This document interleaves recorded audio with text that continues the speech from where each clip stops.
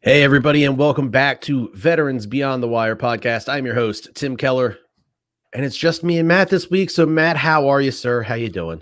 No complaints here. No complaints. Had a great Halloween party over the weekend. What did you dress up as? I didn't recognize that costume. You didn't recognize me wearing a suit? I you wearing a suit. My Superman. Got it. My Superman. I had a shirt underneath. You couldn't see it. Haha, got everybody. We were Handmaid's Tale. So that show, I was the commander. So I had a fake beard since I can't grow a real one very well. I stenciled one in. I got you. Smudged in the 5 o'clock shadow. And then, thank you. And then my wife was Offred is her name in the show. Okay. She's, wearing the red gown with the white headpiece on. With the bonnet. Yeah. So that was, it was an easy costume to do.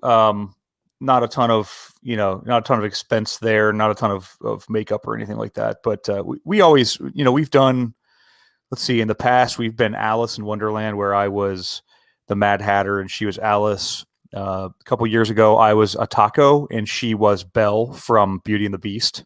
Okay. So Taco Belle, get it? We've always done couples costumes. A long time ago, actually, I was the Situation and she was Snooki from nice.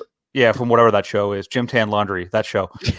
So and the funny thing was she was pregnant then. And so I had like the 6-pack suit on and, my hair was spiked up and I had like some makeup on my face and she's, my wife's real short. So it was a perfect Snooki. It was funny. There you go. So. Did she get spray tan for that? She did actually. She put on like fake makeup, like fake tan makeup. So it looked really gaudy. It was terrible. Which is exactly what that show reminds me of. That's what we were going for. And that's why I say I had makeup on too. Like I had orange tan makeup on my face so that I looked really badly tanned as well. Okay. See, I don't watch that show, The Handmaid's Tale, but I do know of the show. So I recognized her costume. I didn't know. It's Matt in a suit with a beard. If you haven't seen that show, this is one of those series my wife got into, and I have no attention span, so I can't really watch series on Netflix or anything like that. I think, and I can't remember if it's on Hulu. I think it's on Hulu. Handmaid's Tale. It's a great show. It is a dystopian, strange future where everything gets turned upside down. It's kind of scary. So yeah, check it out. In a world where everything's upside down. In a world where people wear white bonnets and red dresses.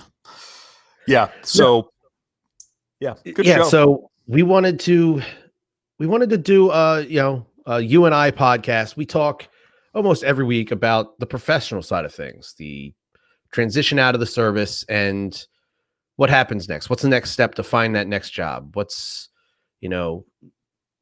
getting good on social media, start building a network on places like LinkedIn, the Skill Bridge programs, internships, things of that nature. But there's the other side of life. There's I don't want to call it the unprofessional side, but it's your personal life. It's the, it is pretty unprofessional. Yeah. I was going to say, for me, there were plenty of unprofessional moments, but that's also just as important as the professional side. For your mental health sake, it's the most important part. Yep. And we all know the struggles to combat veteran suicide and things of that nature. So I think if putting some of these tips and tricks out there, or just our ideas anyways, maybe it can help somebody out that might be struggling with a little bit of that. But just to kind of keep with the flow of things we've been doing, we wanted to talk about some news. And this isn't necessarily military news. We did kind of go over some things on military.com. There's a new substitute to the MRE coming out there. Essentially, it's just a big protein bar. So it's lighter, easier to carry around. GM's creating a new squad vehicle for infantry people in the Army. It's going to be fun. Looks like a big dune buggy. I'm sure they won't just take that out joyriding, but whatever. No, no, not at all. It won't break either. Yeah. I was always told you could never get a Humvee stuck, and then I finally saw one get stuck. So I think the first time I was in the field in the Fleet Marine Force, I saw a Hummer stuck. Yeah, in a shallow puddle of mud. This was literally the guy got it stuck on the crest of a dune. Oh yeah, before we had to get on the bumper to get the back wheels on the ground to get it to move again. But yeah, it was yeah. it's like I, how did you possibly get this thing stuck? How is I, this re- possible? I really think they should have just issued Toyota 4Runners or Tacomas or something like that, and they probably would have fared better. Maybe some Land Cruisers. Have you ever Mhm. been inside of a Toyota Land Cruiser? Yes. Ridiculous. I- I mean, They, those they are have a history of operation over there, so correct. Right. Yeah. Well, wait, let's go back to the MRE thing because I want to Yeah. say hello to constipation. yeah. I mean, think about this. My So old it's friend. right, right. I mean, we've all had the MREs, right? Mhm. We've all been there and done that. So, did you have a favorite MRE? Speaking of, do you remember like which ones your favorite ones were? Honestly, the Five Fingers of Death, the hot dogs, always got a Yep. bad rap. I didn't mind that one too much, especially if you hoarded some cheese packets from other MREs that you might have had a couple days in the past. But Yep. I'm trying to remember any other ones that I really enjoyed. I know right there, the last couple years, I know the Army was developing breakfast MREs, and so Mhm. they thought, hey, what would be a great idea? Let's give these to some Marines and have them test them. Right. Right. Here, Uh, eat these. There was this breakfast burrito it was like they took a vinyl record and put beans and some scrambled eggs in it, and then warmed the record up and folded it over into three. And here, Warm warm vinyl record. Yeah, I was like, oh, this is just disgusting. I'm eating It plastic. was. That tortilla wrap was like Yeah. it was rubbery. It was Mhm. rubbery. It was Yeah. it was almost like you could pull it apart and it would stretch before it ripped. Yeah, So which is Yeah, not what a tortilla should do. I also well that's what I'm saying. It's I'm questioning whether or not it's real food at times. And the other thing is about all the meat. You mentioned the Five Fingers of Death, which were hot dogs. I loved those. Mhm. I'd take the Tabasco sauce. Nice. And I never liked Tabasco sauce until I realized that Tabasco sauce could mask the flavor of of whatever that meat was. But did you ever notice that all the meat and all of the MREs always tasted exactly the same? So it could Yeah. be the chicken breast tasted exactly like the hot dogs. Mhm. It just had a different color. And if you read the ingredients, it would say pork or chicken product chunked and formed. Yeah. It's essentially everything was essentially the same thing as spam, whatever that exactly is. Spam is 10 times better. It's a formed meat product. Meat product, colored, chunked, and formed. Yeah, I'll tell you. I don't miss the days of MREs, and you go on a training exercise, you come back. I know for me the trick was run off base quick to the local Mexican restaurant down the road. Oh yeah. Grab yourself a nice bean and cheese burrito and a 6-pack, and you hammer that before you jump in the shower. And by the time you're done showering, it's all moving. Everything's ready to go. It's all moving or it's stuck. Yeah. So I don't miss MREs. My kids, my nieces, my nephews all ask about them. At some point, I'm sure I will go to the local Army Navy store, or I know you can buy some very similar things online. So I'll probably introduce them to those sort of things eventually. But I think a lot of those are made, if I'm not mistaken, they're made in a company here in Cincinnati, like right down the street from me. I believe it's called the Warnick Company, and they're here. They have a plant here in Cincinnati. But I actually have some in my garage. They've been sitting in there for probably 10 years, and they're probably halfway through their shelf life. Yeah, they're still good. Still good. Pop them open. We had an event at a previous workplace. We had a veterans event where we cooked up some MREs. And needless to say, if you remember that smell, and I don't know if it was if the smell, if I didn't like the smell because it just reminded me of being in the field and being, covered in dirt and tired, but the smell of the heater, it smelled like cardboard, like wet cardboard or something. I don't know how to explain it. We had to heat them up inside, and I remember like the room filled with that smell. And I'm like, this is probably toxic. Yeah, just like the food. There's a chemical reaction happening. And right. Remember, lean the heater on a rock or something. Yeah, that's what it said. Yeah, on a rock or something. Yeah, the butt end of your weapon, whatever. Right, just do something. I always kind of just laid them down. It worked well enough. Right. I don't know. Yeah, it's amazing though how inventive people in the military can be, where they have these MREs and you'll get a cocoa powder from somebody and a a pound cake and somebody's peanut butter, and with your canteen cup and just the right amount of water, you can almost make like this birthday cake. It's Oh yeah, pound cake and pound cake and the hot chocolate mix and a few other things. People be cooking up all kinds of recipes and disasters. Yeah. Some of them don't work out, but hey, guess what? In another couple hours, you're gonna get into the MRE. So yummy. Right. The article I wanted to talk about today, I found on LinkedIn actually yesterday, and it talks about, with the current climate, with so many people working from home, this article poses the question: should employers help cover the cost of working from home bills? With some of the largest companies opting to keep their corporate staff housebound until at least next July, workers are beginning to wrestle with the financial implications.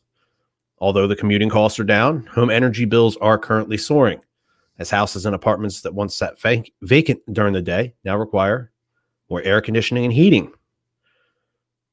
Desks, furniture, computers, printers, fax machines, all those things, the phone line that needs to be dedicated for work.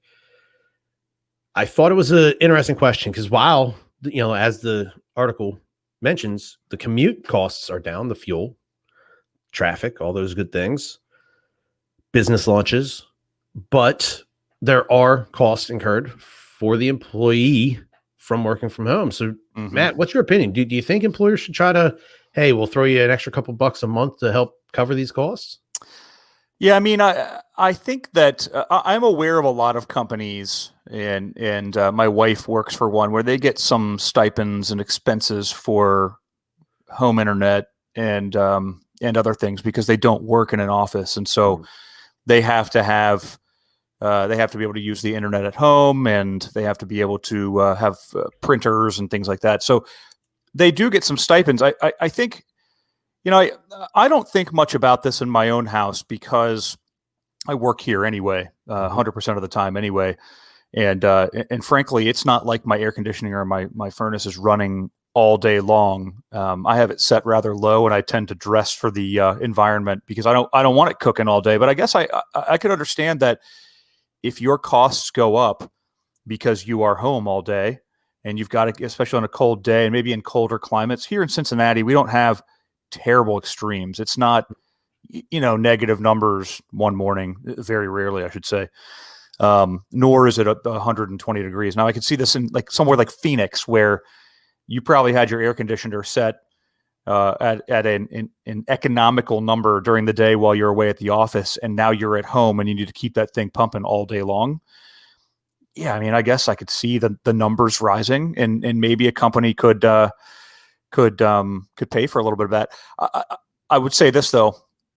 I'm also aware it just depends on the organization of the company and what they sell, what they provide, because some companies they've hurt a bit during this too. It just depends on what service they're providing. But I could see that happening. I could see that going into next year if some of these large organizations are keeping people from home and expecting them to stay there comfortably.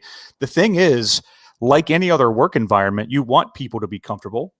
You want people to be happy. You don't want them going, I can't afford this, because then they start looking for other jobs. And right now we're not exactly in a job seekers market, but there are still other jobs out there. And if you're a skilled, talented person, you can go find another role somewhere else. I mean, there's always going to be another job available. So we could probably talk about it for an hour, but I'd say that it might be good for some companies to look at that and say, hey, what else can we do to keep our people to stick around here a little bit and make sure that they're comfortable and make sure that they want to, wake up and come to work every day.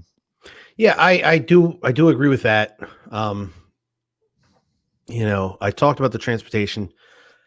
You're wearing suits, business attire every day, so your cost of dry cleaning is down. Mention business lunches, or if you're getting up and going to the office every day or wherever you work, there's going to be that day where you're like, hey, you know what? I didn't make myself anything last night. I'm just going to grab something on the way to the office. I'll just grab something, at that restaurant down the street for lunch, whatever it is. So those kind of costs are down. Right. If you didn't make yourself anything last night, guess what? Just right there in the fridge. Right. But unless there's you need a landline, for instance, and the company says, hey, we need you to get this. I would say there's really I don't see a major reason for the company to necessarily pick up your costs. If you already have a cell phone and you're using that for work, you can write that off as a tax write-off, things of that nature. Yeah. So you can get money back that way. But other than printer ink, things of that nature, those can get expensive. Maybe like a quarterly stipend. Hey, yeah, here's an extra $40 a quarter to cover printer ink, things of that nature. But and I do think that if the company's asking you to incur more cost, then absolutely they should pay for that if it's in the way of work. But you're right. If you look at the average commuter to work, they're saving money on fuel. They don't have to eat out, even if they pack their lunch before. There's probably some savings there, unless there's something that I'm not seeing. There's probably some savings there that the individual was probably making.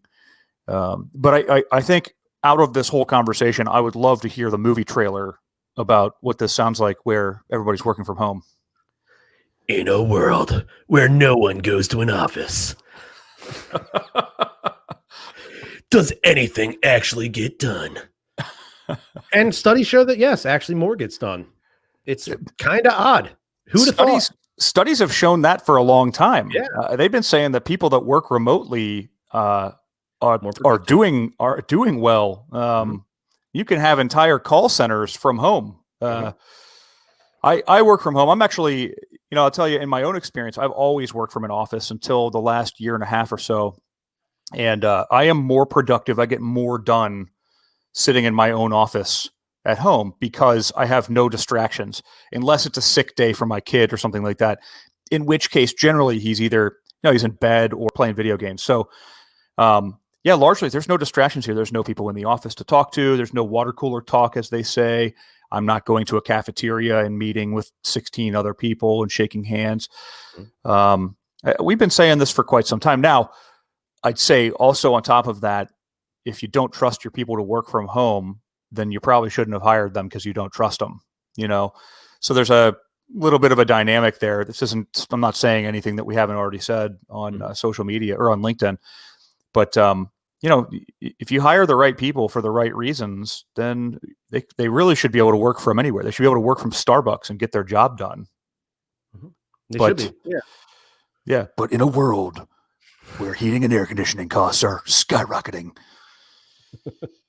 how will we survive? But no, let's kind of transition over to the meat and potatoes of the show here today. We wanted to talk about so you've recently transitioned out of the military. You're dealing with hey, let's find a job, let's find my career. But what are you going to do when you're not in work mode? Kind of jotted some notes down last night of things that were circling in my head about this topic. But I kind of want to start off. Let's have a little fun with this. You're out at the bar. You're hanging with the boys from back home. They're introducing you to their college friends, things of that nature. What are some of the just oddball / kind of dumb questions you'll occasionally hear from civilians, aimed at a veteran? Jeez. Oh man, there are a few right off the top of my head. Number one, and this is across the board. Anybody who probably served in the Marines or the Army, probably especially, did you kill anybody? There you go. That's the one. That's survey says. Yeah, right. That is number one for 80 points. For 120 points. That's it. Yeah. We've talked about this a little bit on the podcast before. The emotional transition out of the military. And I think that this goes hand in hand with that. And I thought, when you were saying you're at the bar and your friends are introducing you to people, the initial thing that came to my mind was that strange feeling you get when you're like, I'm not like any of you. I haven't been hanging out in the dorm for 4 years. I wasn't in a fraternity. I wasn't in a fraternity like you. My fraternity was bigger and tougher. Pretty fraternal. My fraternity was far better than yours, and harder to get into. But that's and we can talk about that in a minute. That's the emotional piece, that stressful emotional piece of I don't fit in, or what do I do from this point forward? Yeah. Yeah. Aside from did you kill anybody, I had a guy who is not a close friend, an acquaintance, years ago, and this was probably 2 years after I got out, maybe a year after I got out. I had a local bar that I would attend. It was right down the street from my house. I had some friends that would always be there. I knew the bartender, so I was frequently in there, just having a couple of beers. And this guy told me, because I've always been, and Tim, you know this from when we were in the Marines together, I've always been sort of a silly, humorous person. He told me, "You don't act like a Marine. You don't seem like a Marine."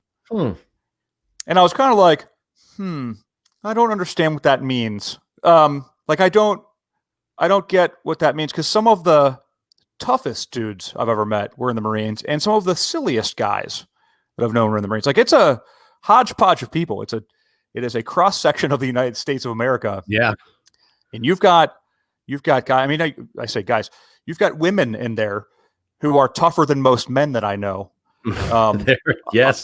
I don't know what classifies a Marine other than when we put that uniform on and we go to work, we're the best at it, and I'd say that even if my Army buddies were sitting here too, but we're the best at it. And so I didn't know how to field that question, but that's one of those, you don't seem like you were in the Marines. I'm like, I don't understand. I've had somebody say something similar. Like, really, I didn't think you just don't seem that way. And I go, well, how should a Marine act? Right. How much time have you spent? I mean, like, weeks, in the days, Marines, years on end around nothing but Marines, and tell me exactly how they should act. Because, I mean, this is kind of muted what you're seeing right now, bud. Like, right. I've gotten the what was boot camp like question a bunch of times. Hey, where have you been? And then once you start rattling places off, oh, what's that like? And you're like, oh, well, yeah, I was in Italy on an airbase for about 17 hours. Couldn't tell you what Rome's like. It was amazing. Yeah, I met the Pope. We shook hands. We ate chicken wings, and then I left. Like, 17 hours. Yeah. Like, the boot camp question comes up a lot. Like, that must have been the hardest thing. I'm like, it was really hard. It was a hard transition from being a stupid kid on the block, as we said, a stupid kid from middle-class America showing up at Paris Island one night, and getting my ass handed to me for 3 months. Yeah. However, it wasn't the hardest thing I did in the Marine Corps. It wasn't. Some of the hardest stuff was when I went to 1st Marine Division, and I was with 1st Combat Engineer Battalion, and we were attached to Fox Company 2-1, which is a Raider company, amphibious Raider company, and we were the engineer element with this amphibious Raider company. And so, Raiders are, for anybody listening that doesn't know what that is, this is it's an old subset of, back in World War II, there was a group called the Raiders that was founded as a special operations unit. And these would be the guys who would sneak in on little boats in the middle of the night and go do some sort of sabotage or some sort of raid, an assault on an objective, and then they'd pick up and leave. And so that's what Fox Company 2-1 was. It was an amphibious raid company. And so we got attached to them and had to do all their Zodiac boat training and talk about, people are like, well, it's Southern California. It's got to be warm out there. I'm like, man, when you're doing boat raids in December in Southern California, it's not warm, and you're soaking wet, and you haven't slept for 2 days, and you're covered in your paint and you're covered in salt because you get dropped off the back of a ship, the back door of a ship. Let's call it 20 miles off the coast of, California, Red Beach, Camp Pendleton. You get dropped off 20 miles out there in the middle of the night. It's 40 something degrees. You're soaking wet, scooting across water. Known to be a cold ocean. It's a cold ocean. Yeah. You're freezing. Dudes were going hypothermic. I mean, people were cold. That sucked. Yeah. Your body physically aches. Honestly, I look back on it sometimes today, and while I was in it, I'm like, man, this sucks, but it's pretty cool because we're doing this cool stuff. We're showing up on the beach, all painted up, and it's exactly what I always thought of, like when you see the movies, like the Navy SEAL movies and stuff like that, and the TV shows where these dudes are coming in off the beach in the middle of the night and sneaking up into the ground. That's what we were doing. We were doing that kind of stuff. But when I look back on it, I'm like, I don't know how I didn't die 48 times because it was cold and it sucked and we were tired. And there's no way I could do it today. but that was some of the hardest training, some of the hardest experience I'd ever had, for a couple of days at a time. Now, it wasn't 3 months at Paris Island where every day was you're having your freedom stripped away from you. And Yeah. it's basically your parents times 100 yelling at you, Yeah. Yeah. It's like you went to live with an uncle that absolutely hates you. Right. Yeah. 3 or 4 uncles that absolutely hate you. And you've got about 60 or 70 siblings who are a bunch of morons. It seems that Nobody way. could ever do anything right. That was the thing. God. It didn't matter how good you were. You guys were always messed up. Yeah. Because they play the odds. They got 60 or 70 of you. Guess what? Somebody's going to mess up the count. Somebody's going to leave their footlocker unlocked. Somebody's going to not have the bed made right. Like one of them's going to mess something up, and then they turn it into all of you. You're all shit. And honestly, let's be honest. There were a handful of times where they made something up, and I knew they made something up. Like the guy next to me, they're like, "Oh, you didn't want to tie your boot. Everybody take your boots off." And I'm like, "No, I just saw him. He tied his boots. I saw his boots were tied. You're lying. You couldn't find anything really wrong." You can't really pull that though. You can't. Hey, excuse me, sir. Yeah, that isn't correct. Drill instructor lies. Lies. Yeah, there occasionally those phantom mistakes that were made that just they needed to burn some time. So guess what? You're all getting smoked. The whole idea there is, looking back on it, the whole idea is to build team cohesion, and that is to be able to deal with the stressors of being part of a team where you're only as fast as the weakest link, as they say, or you're strong as the weakest link. It was to create that team cohesion and try to pull the team apart. And that's why they would make things up like that. And they would say like, "Oh, you left your foot locker unlocked." It's like, "No, he didn't. I see it. His foot locker's locked," Yeah. And then for some reason they couldn't get it open. It was always something like that because they wanted to create that chaos. And that's also simulated chaos for combat. I mean, combat situations, deployment situations, they are chaotic. It's hard to keep your wits about you if you're not conditioned in that environment. My mom told me a few years ago her alarm system in her house went off, and she's like, it was so loud. She's like, I couldn't think. I couldn't punch the keys in because it was so loud beeping on my face. And she's like, I immediately thought of you at Paris Island and how loud it was. I was like, Mom, it's a little bit different, but I understand. I understand the sentiment there, and it is. It's creating this chaos with loud noises and loud noises. Yeah, loud noises. It's teaching you during that chaos to be able to take that deep breath and remain focused and as calm as you possibly can, because they do a great job of making sure you're not. But try to find that level in your own head and body where you can just go, I can do this. Yeah. All right, let's go. Yep. Let's get through this and move on to, finally going to get morning chow. Yeah. But there's a guy on LinkedIn named Tony Taylor. I don't know Tony personally, but he always posts some really good videos about different military situations. But I believe he's a Marine as well, and he posts some pictures of some video from boot camp, and not pictures, videos, and somebody wrote in the comments one time, what significance does this training have to anything? And this person was being honest, like honestly asking this question. I don't know if they were being facetious or not, but what purpose does this training serve? And a bunch of Marines hopped in and said, this is preparation for combat. This is preparation for the rest of your life, that you can sit in front of a board of 15 people interviewing you, for example, or present in front of 50 people, because nothing you do from this point forward will be as stressful as some of this training, maybe other than combat, but nothing you do for the rest of your life will be as hard as what you're doing right now. And it's that preparation. We always said, well, we're PTing. PT should be harder than the PFT. We should run more miles during PT on a Wednesday morning than we should the 3-mile PFT run, just so that when we go out and run the 3-mile PFT run, it's easy compared to what we've been doing. So it's just that kind of logic, only in the Marine Corps, probably. I don't know.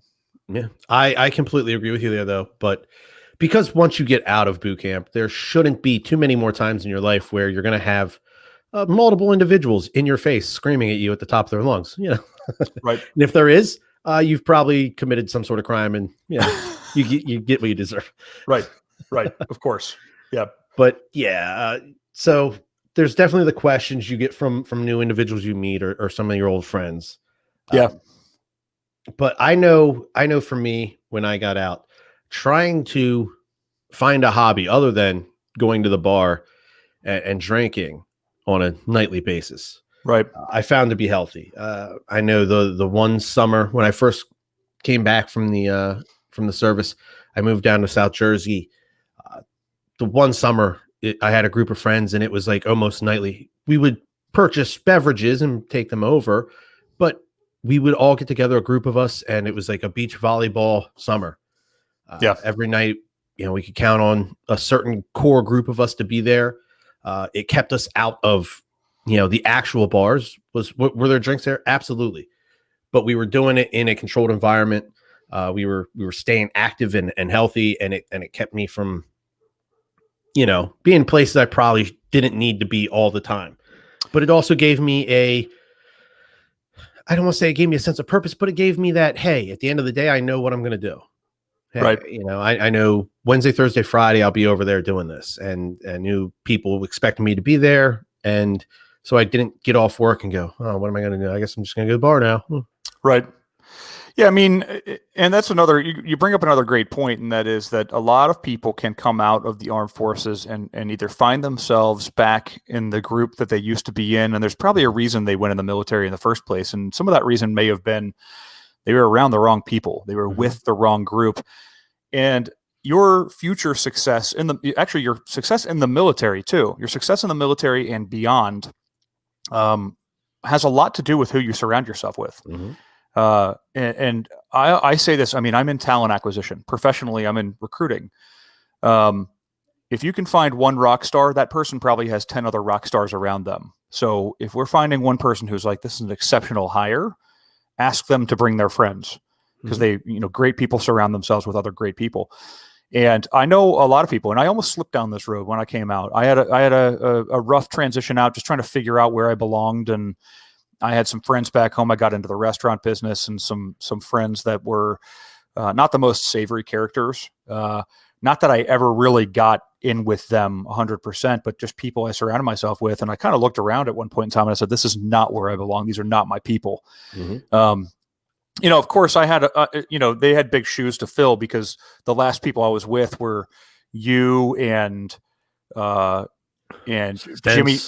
Jimmy Purcell and Steve Stentz and Adam Lufkin and Hoffman, Rich Hoffman, and, all these guys that were, we had our own little gang of, we were 95%ers, I'd say. We weren't perfect, but we were good dudes, right? I mean, came out of the military and suddenly I wasn't surrounded by these guys anymore, And so that's another thing. I think I run into a lot of people. I have bumped into people before. We used to have a networking event here in Cincinnati where we'd have cigars, and you'd have guys that would come in and just say, I'm just looking for some friends, because they don't belong anywhere. Yeah. And it's, it's sad, especially, it's got to be especially hard right now with COVID.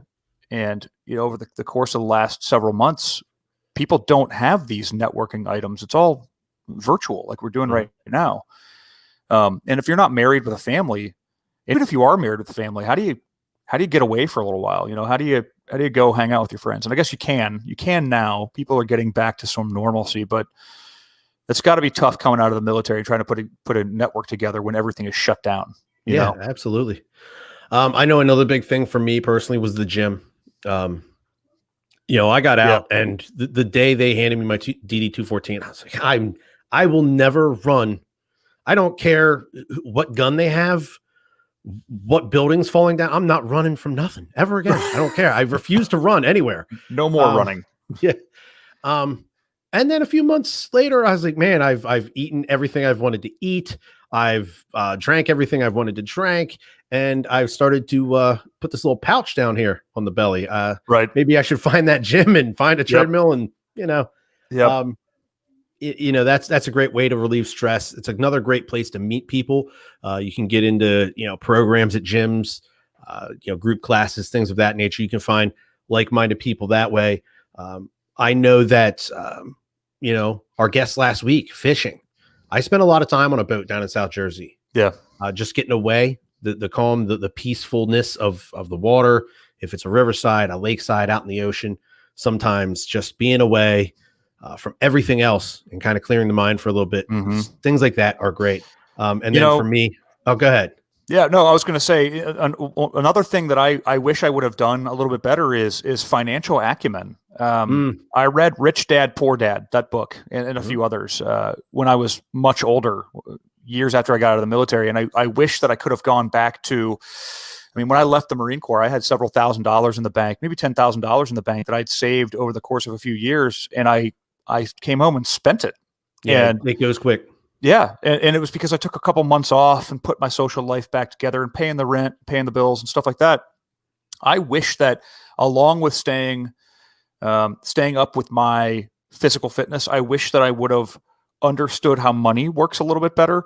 And this is, fatherly parental advice to anybody coming out of the military. Even if you're out of the military, even if you're not even in the military and you never were, financial acumen is one of those things. It talks about it in this book that our parents' generation didn't tell us how compound interest works and how assets and liabilities work and how to pay for stuff. Don't go out and buy the nice car on a 40% interest rate, because I mean you're getting taken for a ride. No pun intended. But I wish that I could have had a little bit more acumen there. It's maturity. But we've talked about the transition process through the military, and it is back then it was, here's how you write your resume and here's how you open a savings account. Now get out. Yeah. Here's how you write your check to pay your rent. Right. Or your mortgage, things of that nature. And by the way, go to college. And you're like, okay, well then what? I wish that somebody would have sat me down and strapped me to a chair and said, listen, you will do better if you start looking at investments, if you start understanding how money is made and how money can be spent and how not to spend your money. Buy a house. I wish I would have bought a house earlier than I ever did. Yeah. Paying rent somebody else, making somebody else rich. Yeah. You're not getting, there's no value added to you. No. Yeah. You don't own anything. Yep, absolutely. And Matt, I've seen you post videos of this exact thing, but another thing for me was just shooting. I mean, it's a big part of at least what we did in the Marine Corps, being a marksman and using the skills you were taught there. And why let something like that go to waste? You should keep yourself from becoming rusty at those sort of things. It's a skill that not everybody has. I like shooting. I like doing some of those practical ranges where you're doing transitions between weapons. And it's not, I have to say this, I'm not a hunter. I don't mind hunting. I'm just not a hunter. I enjoy shooting because I realized in the Marine Corps, I got really good at it. I had fired a pistol before I went in the Marines. I had never fired a rifle before that. And I went to boot camp and I tied for company high shooter on the range. Nice. And so it was a really high score. I did really well. Through all the pre-quals and everything like that. And I realized I can hit a target the size of a small dinner plate at 500 yards without a scope on my rifle. That's pretty impressive. Like we're all doing that. We're all doing something similar to that in the Marine Corps. But I was, with an M16A2, I was hitting the center mass of that target and grouping my shots at 500 yards. And I was like, I'm actually good at this. So I enjoy doing that today. But it's a discipline thing. So I have a video on YouTube where I'm doing the transition between rifle and pistol. And I've got somebody yelling commands at me. And the whole process there is that you're training your brain to, similar to the conversation we were having before about boot camp and them yelling at you and the chaos of the situation. You're training your brain to focus on the not the target at hand, but the situation at hand versus the other things that are going on around you. And that is, even in daily life outside of shooting, if you think about everything you see on TV, everything is, and now this. Everything happens in 3-second increments. We have conditioned ourselves to have no attention span. TV happens in 3-second clips. Commercials are 10-second clips. YouTube is full of Vine videos that are a couple of seconds at a time. So being able to put yourself into a discipline, you mentioned going to the gym and exercising, shooting, financial acumen. These are things that require you to sit down and focus on the task at hand and become good at them. And you can see your results instantly, maybe not with financial acumen, but everything else, you can see your results.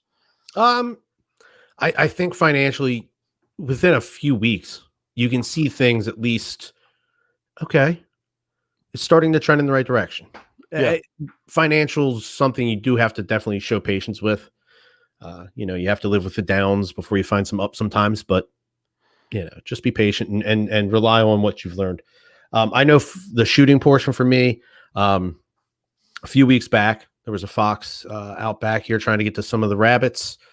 So that fox got, we'll say put down. But it got the kids excited. I've never let them even hold a weapon before. Yeah. But they all started asking questions. So the wife and I talked. They all said they would like to learn.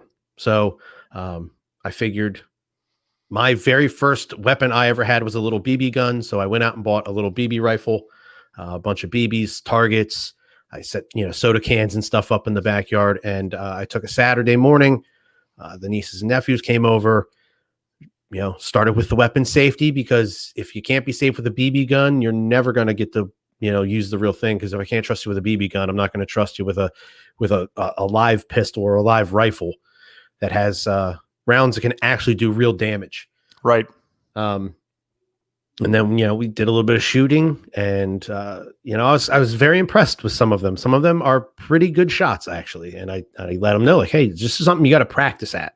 Yep. It's not something that you lay down and automatically you're going to be good at it.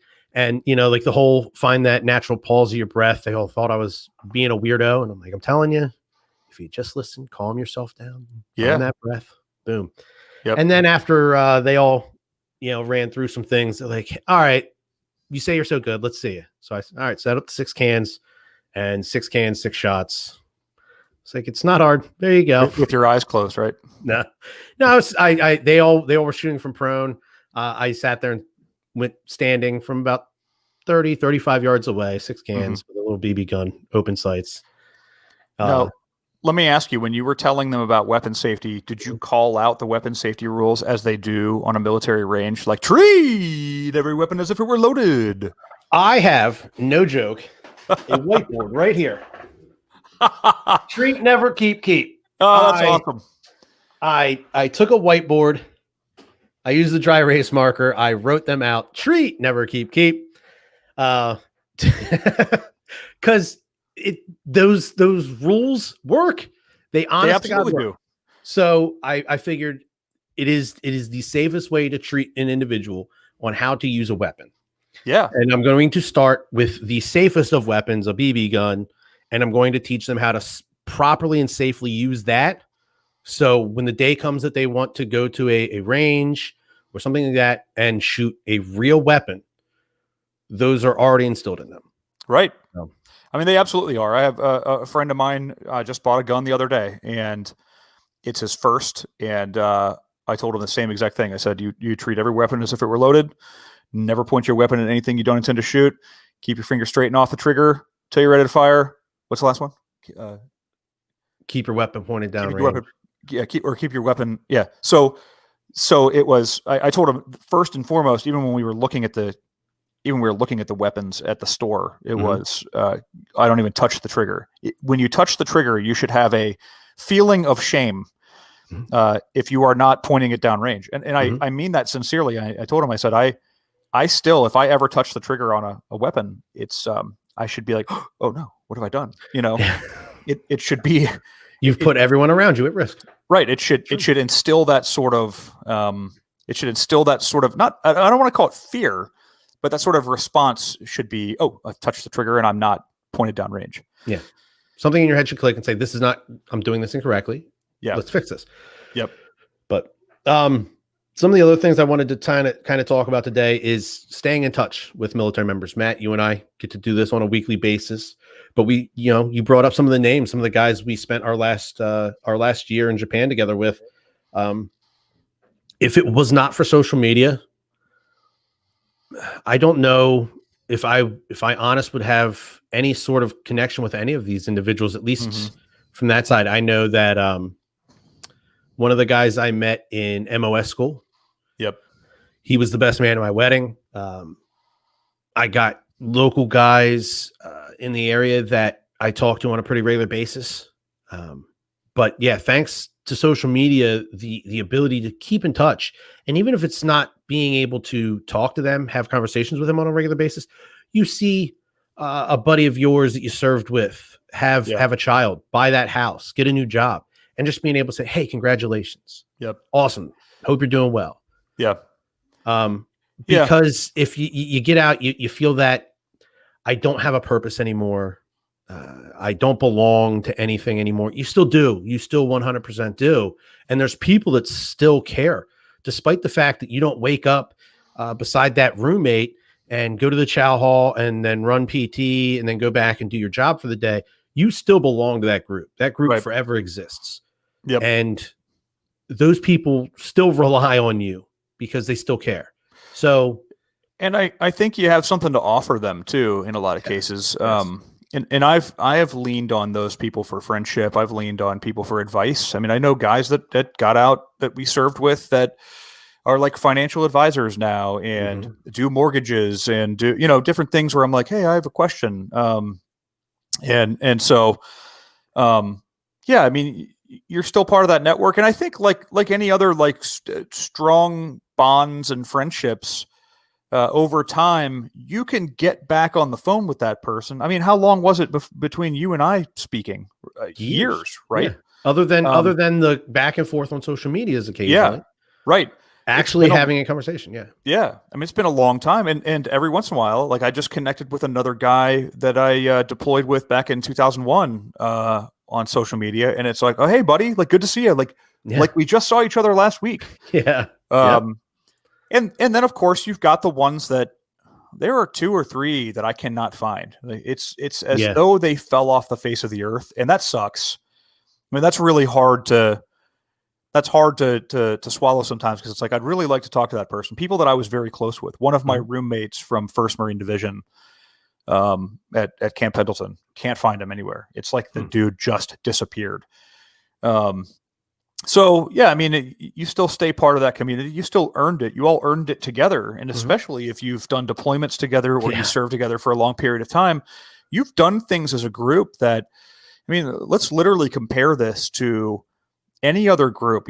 My wife asks me sometimes, she's like, how's the military different from college? And she's not asking me that being snarky. She's asking me to explain if I'm explaining it to somebody. And I said, in college, you're going to classes and you are going through something together with these people, but you go to classes, you might live together, you party together, you socialize together.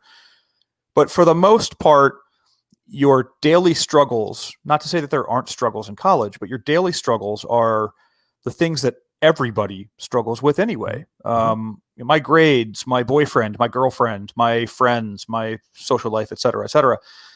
In the military, you have all of that, except you're also doing it on zero sleep for multiple days, and you're accomplishing objectives and missions that are, in some cases, by definition, they're humanly impossible. And you are earning things in very dangerous zero-fail environments with this team, and you have to become cohesive. You have to become a brotherhood or a fraternity, as we said before. There is no other option but to become the best of friends. Even if you don't like the guy next to you socially, you are now bonded for life, and you are accomplishing missions together, and you will die for each other. I will say this: there were definitely individuals that once the day was done and you're back at the barracks, or you're going to go out on town, there were individuals that hung out with certain groups, and other groups, when it came to the social time, didn't necessarily hang out a ton. But during the day, when you're in the field, when you're on a deployment, anything like that, it didn't matter which social group beyond work you were with. Those were the guys that you were going to complete whatever the task was, and you were going to do it as best as you possibly could. And all that other BS just really, really didn't matter, because this is the only thing that truly matters. And then despite that, anytime somebody was getting out, getting sent to a new unit, anytime there was somebody's family member came to visit, the whole group got together. I remember, times going to the beach there in Camp Pendleton or over in Japan whenever somebody got out. It didn't matter what social clique beyond work you were with. All of those individuals got together because at the end of the day, we have that shared common bond.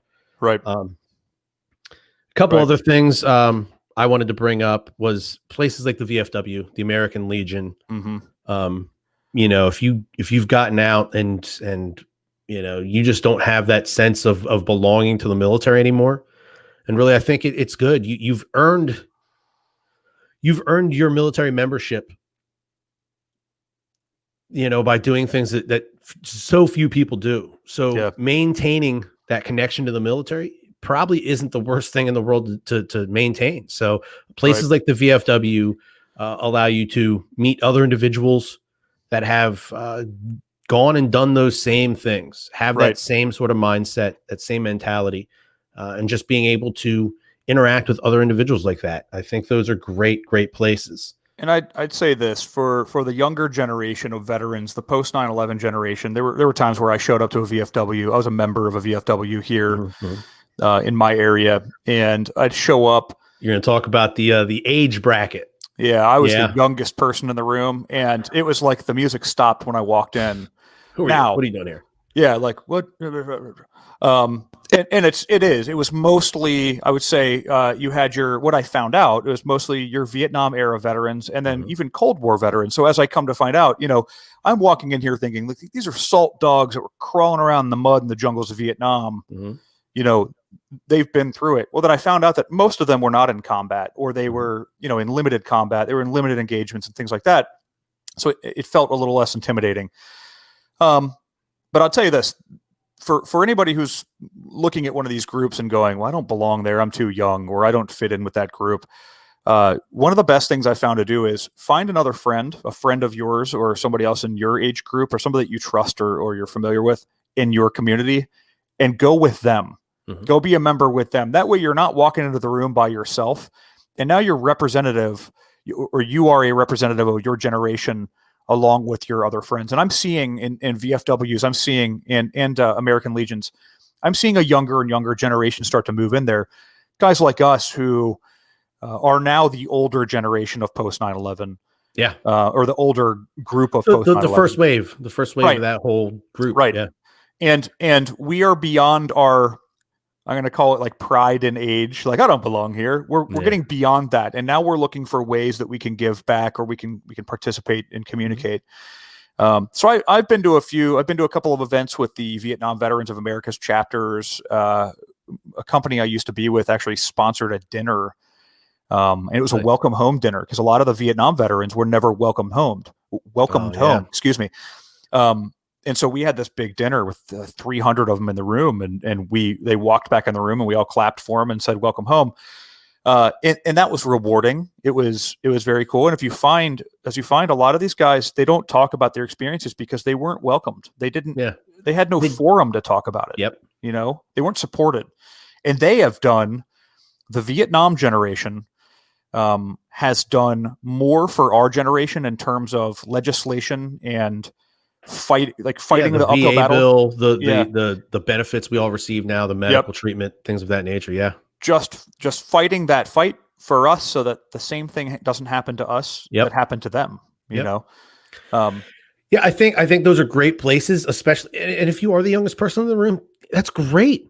That's great. You're the start of the next generation of individuals that are going to come and keep pushing those places on, but go in and just sit down beside one of these guys. And even if they don't necessarily want to have a full-fledged conversation about, you're going to be that new guy. Hey, where'd you go? What'd you do? Sit down beside him and say, you don't look like a Marine. First question should be, did you kill anybody? Yeah. And then let the conversation get really awkward. Yeah. Just start there. And, but I would say it's great to have conversations with those people just to let them know how much they're appreciated and how much they're valued and how much you respect them, because, they did it at a different time. They did it before we were around. Things were tougher, harder. They had much less technology to help them, much less communications, things of that nature. They were Yeah, their families found out about their injuries and their casualties through telegraph and mail, like mail showing up, or telegram. My bad, not telegraph. We're a little beyond that. A mail, an envelope would show up at their house, and it would say, young Billy was injured or killed, and it's like, I mean, that's not something that happens in our generation. They didn't have video chat with their families. They didn't get to watch their children being born over video. And a lot of them were drafted. That's the other thing that I think we forget in the modern era now, compared to 45, 50 years ago. They didn't sign up to go to the military like we did. A lot of them were forced to go. So, different generation, but no less, they're still here with us, and they're still serving their communities, and they've done a lot, even though, a lot of them are retired now. There's been a lot of legislation and rules and standards set forth, to make sure that our lives are easier. Yeah. I want to cover one more thing that you had in some of your notes, Tim. Go ahead. And that is watching military movies as a veteran.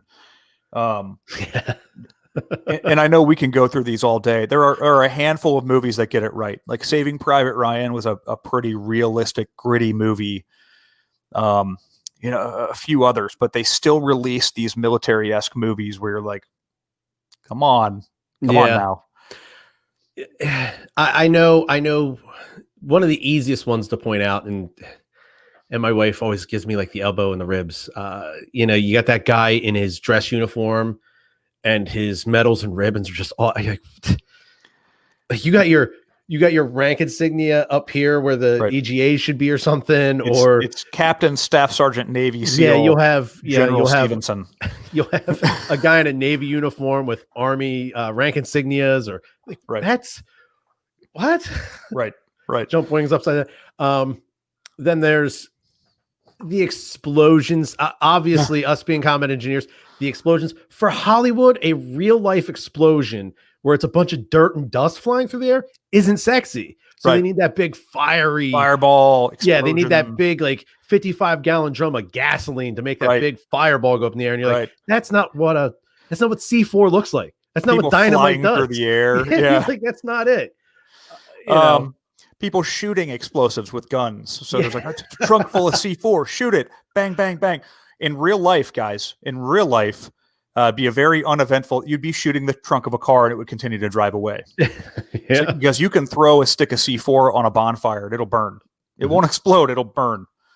So we used to play Bangalore baseball. A Bangalore is a 5-foot section of Composition B explosives, and we'd play baseball with a stick of C4 that's been molded into a ball, and we'd hit this ball of C4 with the Bangalore, and usually we were with an infantry, and they'd be freaking out like, you guys can't do that, we're all going to die. And we're like, we're not, it's going to be fine, it's going to be fun. Probably not the smarter things that we've done, but generally speaking, you're not in any danger there. But in the movies, the grenade explosions are the worst. When somebody throws a grenade and big fire explosion and the whole house burns down. You're like, no, that's not. I think some windows would have got blown out. The table it was under is probably in a couple hundred pieces right now, but yeah. Right. Yeah. So, a couple of recent movies like Zero Dark 30, relatively recent. I thought that they did a pretty good job of, the clunkiness of showing up on a special operation raid, and they crashed a helicopter, which is what happened in real life. Crashed one of their helicopters right in the compound. Then they tried to get into certain doors that were barricaded. Certain breaches didn't work, so they put door breaches on the door. It wouldn't work. Door wouldn't come open, so then they have to find another way around. There was an element of clunkiness to it, but they got the sort of I don't know, like it felt gritty. It felt, we're like, okay, I can get with this. The Outpost is another one that came out recently. I think it's on Netflix. Netflix has that now. As a matter of fact, The Outpost, I forget the name of that base in Afghanistan. Essentially, it's a Cop Keating. A couple of guys won the Medal of Honor there. One of those is actually a gentleman by the name of Ty Carter, who I served with in Camp Pendleton. Right. He got out, joined the Army after 9/11, and the guy ended up winning the Congressional Medal of Honor. So much love to Ty there. I've spoke to him a few times since then, but eventually would love to get a guy like that on here, obviously. I'm trying to think of the other one. Soul Survivor. I haven't seen that. It was oh God, Marky Mark. You're not thinking of Soul Surfer. No. It was Mark Wahlberg played a Navy SEAL. Okay. His entire team ended up perishing. He was the only one. The local town actually took him in and protected him while he was attempting to rehabilitate himself. But yeah, you talked about the clunkiness. Like they go on this, they're supposed to just be getting intel. Then they get up in these Afghan mountains and the comms are just not working. So they have to try to, hey, we got to get to this crest over here. Maybe Lone Survivor. Lone Survivor, not sorry. Like Lone Soul Survivor. Yeah. Lone Survivor. I should have put that together. But just the hey, this should just be an easy in and out type thing. And then you turn left and this isn't working. Okay, let's go over here and try that. No, that's not. Oh God. Oh, and then one thing just it turns into this, that, and the next. And I mean, it shows. It's a great illustration of even the most awesome units in the military and how everything can go wrong. And that's SEALs also. So is Zero Dark 30 with SEAL teams going in and things are going wrong. Because I mean, let's be honest. Every training operation, every real world operation, you've got this amazing plan. 80% of it doesn't work, and that's another testament to the ability to adapt by military people. Hey, radios don't work, have no comms. By the way, we're being surrounded by the bad guys. Let's figure out a way to get out of this. In that case, they didn't fare very well, but I'm glad that one of them at least made it a way to tell the stories of the others who were ultimately courageous and gave them the respect that they deserve. By telling the story. It's an amazing story. Yeah. So, we're getting ready to wrap up here. I just wanted to say that I think that trying to find hobbies, something to take your mind off of everything, and you're able to sink some sort of effort into and begin to see some sort of fruitfulness from it is a big thing for people when they transition out. I do this podcast. I also do another podcast. I was not aware of this until Sunday when I jumped on to do the other podcast. But my other podcast is it's a football podcast, website writers, all that good stuff. But we also have merchandise.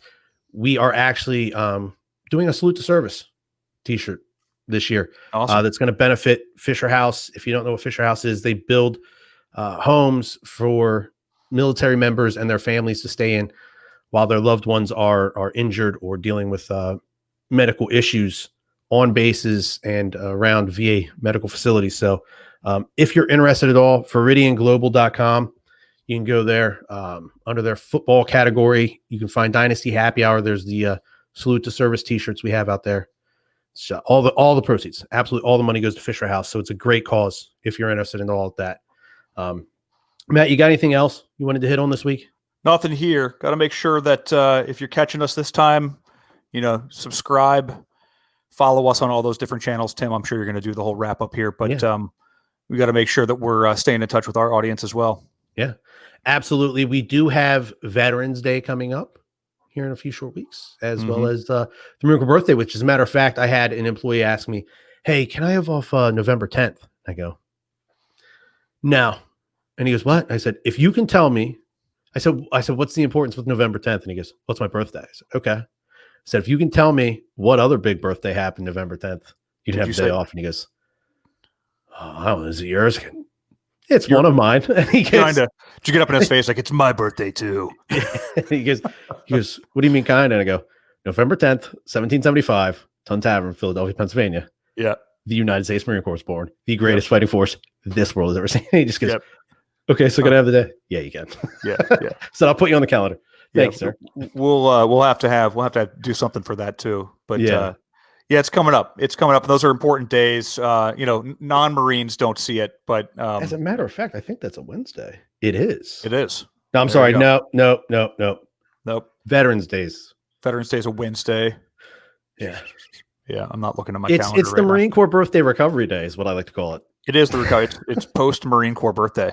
Yeah. But yeah, no less very important days, both of them. We get to salute on Veterans Day, obviously saluting those men and women who have worn the uniform. But on the Marine Corps birthday, that is the day that traditionally for Marines, at least, that our livers cry out, and we eat cake. So all important days in the lives of veterans and Marines. Yeah, so look forward to that. As Matt hit it on earlier, you can find us on all the social medias: LinkedIn, YouTube, Twitter, Facebook. Give us a follow, give us a like, give us a recommendation, rate us, let us know how we're doing. Let us know if there's a topic you'd like us to cover. If you or someone you know is a veteran, a military member, or somebody that deals with military issues, we'd love to hear from them. We'd love to chat. We'd love to have them on the podcast. So have them reached out to us, as well as on all those social media platforms. You can find the podcast on all major podcast platforms. Again, please rate and review. That helps us get into the ears and eyes of more listeners, like-minded individuals like yourselves. So with that being said, thank you very much for tuning in, and we'll catch you next week right here at Veterans Beyond the Wire podcast.